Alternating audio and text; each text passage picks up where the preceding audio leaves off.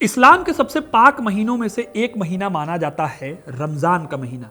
कुछ लोग इसे रमदान भी कहते हैं। इस महीने में मुस्लिम रोजा रखते हैं। रोजा के दौरान मुस्लिम सूर्योदय के बाद से लेकर सूर्यास्त से पहले तक कुछ भी नहीं खाते। यहाँ तक कि पानी पीने की भी मनाही होती है इसमें। ये रोजा पूरे 30 दिनों का होता है। लेकिन कभी आपने सोचा है कि रोजे के सिर्फ 30 दिन ही क्यों तय किए गए हैं?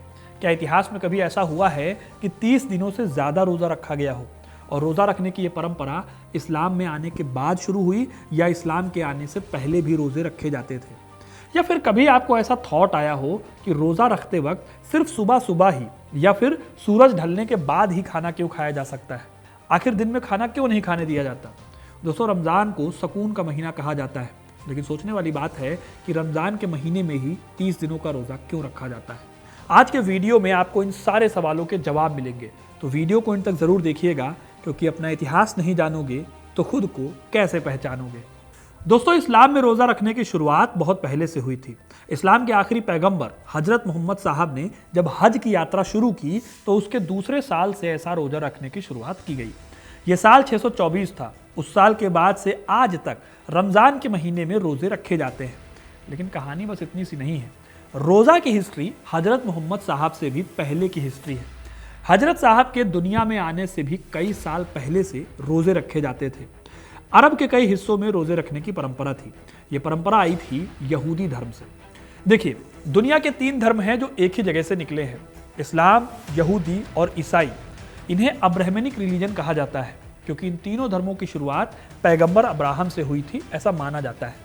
यानी कि यहूदी और मुसलमान भले ही लंबे टाइम तक लड़ते रहे हों, लेकिन ये दोनों ही धर्म पैगंबर अब्राहम को अपना पैगंबर मानते हैं। 14वीं सदी के इस्लामिक इतिहासकार इब्न कथीर सूरह अल बकरा का उदाहरण देकर कहते हैं कि पैगंबर इब्राहिम रोजा रखते थे। यानी कि तब नाम रोजा नहीं होता था, बल्कि वो उपवास रखते थे। उन्हीं की वजह से यहूदी लोग भी रोजा की परंपरा को मानते थे। पैगंबर मोहम्मद से पहले और भी कई पैगंबर थे जो रोजा रखने या व्रत रखने की परंपरा में यकीन रखते थे। जैसे कि ईसाइयों के ग्रंथ ओल्ड टेस्टामेंट के एक्सोडस 34:28 में हजरत मूसा के रोजा रखने की बात पता चलती है। यही नहीं, हजरत मूसा तो 30 दिन की जगह 40 दिन का रोजा रखते थे। एक्सोडस मेंशन करता है कि so he Moses was there with the Lord 40 days and 40 nights. He neither ate bread nor drank water, and he wrote on the tablets the words of covenant, the 10 commandments. यानी कि कहने का मतलब है कि हजरत मूसा ने 40 दिनों तक फास्ट रखा। इस दौरान न उन्होंने दिन में खाया न रात में। हजरत मूसा भी इस्लाम के इंपॉर्टेंट पैगंबर्स में से एक है।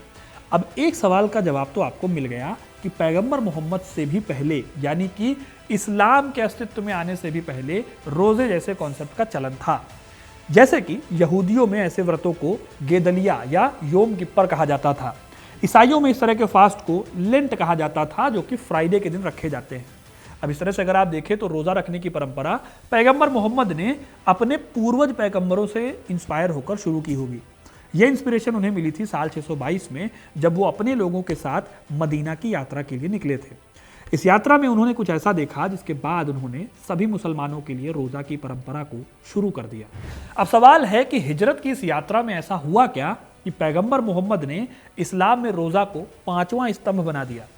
तो दोस्तों, इसके पीछे कहानी यह है कि मदीना में हिजरत करने के बाद जब पैगंबर मोहम्मद ने देखा कि मदीना के लोग आशूरा की तारीख, यानी कि मुहर्रम की 10वीं तारीख पर रोज़ा रखते हैं, तो उन्होंने सवाल किया कि तुम लोग ये रोज़ा क्यों रखते हो? उन लोगों ने जवाब दिया कि इसी दिन यानी आशूरा की तारीख को अल्लाह ने मूसा को फिरौन के चंगुल से मुक्ति दिलाई थी, इसी वजह से हम रोज़ा रखते हैं। अब ये फिरौन कौन है? तो फिरौन या फेरो मिस्र का सबसे ताकतवर बादशाह था, जिसने 16वीं शताब्दी ईसा पूर्व में इजिप्ट पर रूल किया था। अब जब पैगंबर मोहम्मद ने मूसा की ये कहानी सुनी तो उन्होंने कहा कि मूसा के सम्मान में रोज़ा रखने के लिए सबसे ज़्यादा हकदार मैं हूँ। तब उन्होंने भी रोज़ा रखा और अपने साथियों से रोज़ा रखने को कहा। साथ ही उन्होंने ये कहा कि अगले साल अगर जिंदा रहा तो मैं 2 दिन रोज़ा रखूँगा।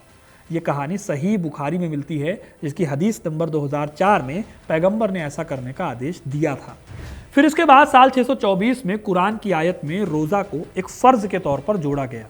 दोस्तों, मूसा और अब्राहम की कहानियों के अलावा कुरान की दूसरी आयत से भी पता चलता है कि इस्लाम से पहले भी रोज़े रखे जाते थे। कुरान की दूसरी आयत सूरह अल बकरा में साफ तौर पर कहा गया है कि रोज़ा तुम पर उसी तरह से फ़र्ज किया जाता है जैसे तुमसे पहले की उम्मत पर फ़र्ज था। यानी कि पहले से ही रोज़ा रखा जाता था, लेकिन कुरान की आयत में शामिल होने के बाद से सबके लिए, हर मुसलमान के लिए 30 दिनों तक रोज़ा रखने का नियम बना दिया गया। दोस्तों, रमज़ान इस्लाम का सबसे पवित्र महीना माना जाता है। कहा जाता है कि हिजरी कैलेंडर के इस 9वें महीने में अल्लाह जन्नत का दरवाज़ा खोल देते हैं और शैतान को बंद कर देते हैं। इसीलिए मुसलमान इस पूरे महीने किसी भी तरह के नापाक काम को करने से परहेज करते हैं। हालांकि पैगंबर मोहम्मद से पहले के पैगंबर अलग अलग तरीकों से रोज़ा रखते थे। जैसे कि हजरत अब्राहम चंद्र मास के 3 दिनों तक रोज़ा रखते थे। वहीं हजरत मूसा, जैसा कि मैंने पहले बताया, कि आशुरा के दिन 1 दिन का रोज़ा रखते थे। लेकिन पैगंबर मोहम्मद ने इस नियम को हमेशा के लिए बदल दिया और तब से लेकर आज तक 30 दिनों तक रोज़ा रखा जाता है। अब सवाल आता है कि 30 दिनों तक ही क्यों? आखिर 30 दिनों तक रोज़ा रखने के पीछे की मान्यता क्या है, या फिर इसके पीछे कोई साइंस है जो लोगों को नहीं पता है? देखिए, रमज़ान के महीने में 30 दिनों तक ही रोज़ा रखने के पीछे इस्लामिक कैलेंडर की बहुत इंपॉर्टेंस है। ये तो आपको पता ही है कि इस्लामिक कैलेंडर को हिजरी कहा जाता है। हिजरी कैलेंडर एक लूनर कैलेंडर है। इसमें दिनों की गिनती चांद के मूवमेंट के हिसाब से होती है। इस्लामिक कैलेंडर चांद के हिसाब से चलता है, जिसमें हर महीना 29 या फिर 30 दिनों का होता है। रमज़ान का महीना भी इसी तरीके से तय होता है। अगर चांद 29वें दिन नजर आ जाए तो रमज़ान 29 दिन का होता है, वरना 30 दिन का। ये रमज़ान महीने की बात हो रही है। ये दिन भी चांद दिखने पर ही तय किए जाते हैं। इस्लामिक कैलेंडर 354 दिनों का होता है, 365 नहीं, जो कि नॉर्मल जो सोलर कैलेंडर होते हैं वो 365 दिन के होते हैं। इसी वजह से हर साल रमज़ान की तारीखें बदलती रहती है, लेकिन इसकी जो ड्यूरेशन है वो हमेशा 29 या 30 दिन की ही होती है, जो कि डिपेंड करता है चांद के दिखने पर। अब रमज़ान का महीना भी नए चांद से शुरू होता है और अगले नए चांद यानी कि शव्वाल के साथ ख़त्म होता है, जिसके बाद ईद मनाई जाती है। तो इस तरह से रोज़ा 29 या 30 दिनों का रखा जाता है। अब अगर देखा जाए तो 30 दिनों तक रोज़ा रखने के पीछे सिर्फ यही एक वजह नहीं है, मतलब कि हिजरी कैलेंडर ही जिम्मेदार नहीं है। किसी भी धर्म में जो मान्यता होती है वो उसकी धार्मिक किताबें क्या कहती हैं, ये भी उससे जुड़ा एक इंपॉर्टेंट पहलू होता है। ऐसे ही इस्लाम की पवित्र किताबों जैसे कि कुरान और हदीस में भी 30 दिनों के रोजे रखने का जिक्र या नियम मिलता है। कुरान की सूरह अल बकरा 2:158 में कहा गया है, रमज़ान वो महीना है जिसमें कुरान नाजिल किया गया, जो इंसानों के लिए हिदायत और सच्चाई को साफ बताने वाला है। जो भी इस महीने को पाए उसे रोज़ा रखना चाहिए। ये बताता है कि रोज़ा रमज़ान के पूरे महीने तक रखना ज़रूरी है। ठीक ऐसे ही पैगंबर मोहम्मद की हदीस बुखारी में कहा गया है, जब चांद देखो तो रोज़ा शुरू करो और जब चांद देखो तो रोज़ा ख़त्म करो। अगर बादल हों और चांद ना दिखे तो 30 दिन पूरे करो। यानी अगर 29वें दिन चांद नहीं दिखता तो पूरे 30 दिन रोज़ा रखा जाता है। अब दोस्तों, आपको ये क्लियर हो गया होगा कि रोज़े को 30 दिनों तक क्यों रखा जाता है। माना जाता है कि रमज़ान के महीने में रोज़ा इंसान को सब्र, संयम और खुदा की इबादत में गहराई से जुड़ने का मौका देता है। ये सिर्फ भूखे प्यासे रहने के लिए नहीं, बल्कि अपनी आत्मा को शुद्ध करने और खुदा के करीब जाने के लिए रखा जाता है। अब इसके पीछे साइंस भी बताई जाती है कि 30 दिनों तक रोज़ा रखने से शरीर को डिसिप्लिन की आदत पड़ती है और इंसान अपने अंदर पेशेंस और सेल्फ कंट्रोल को डेवलप कर सकता है।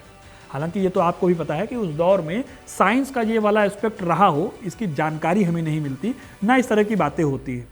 इस तरह से आपको पता चल गया होगा कि असल में रोज़ा 30 दिनों का होता क्यों। लेकिन इंटरेस्टिंग बात यह है कि इतिहास में कुछ ऐसी तारीखें हैं जब रोज़ा 29 या 30 दिनों की बजाय 31 दिनों तक भी रखा गया। ऐसा इसलिए हुआ क्योंकि वेदर कंडीशन की वजह से कई बार चांद देखने में देरी हो जाती थी, या फिर पुराने टाइम में जब इंटरनेट की फैसिलिटी नहीं थी तब लोगों ने गलती से 31 दिनों तक का रोज़ा रख लिया।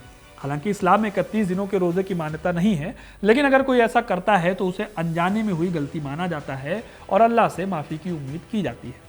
अब दोस्तों, एक सवाल और आता है कि दिन में ही खाना खाने की मनाही क्यों होती है। तो इसके पीछे कोई ऐतिहासिक स्रोत हमें नहीं मिलता, कोई हिस्टोरिकल एविडेंस नहीं है। हालांकि सूरह अल बकरा 2:187 में कहा गया है कि और खाओ और पियो, यहाँ तक कि भोर का उजाला तुमको काले धागे से साफ दिखाई लगने लगे, फिर रात तक रोज़ा पूरा करो। इस आयत से पता चलता है कि रोज़े के दौरान सूरज निकलने से पहले से लेकर सूरज डूबने तक खाने पीने की मनाही है, लेकिन रात में इसकी परमिशन है।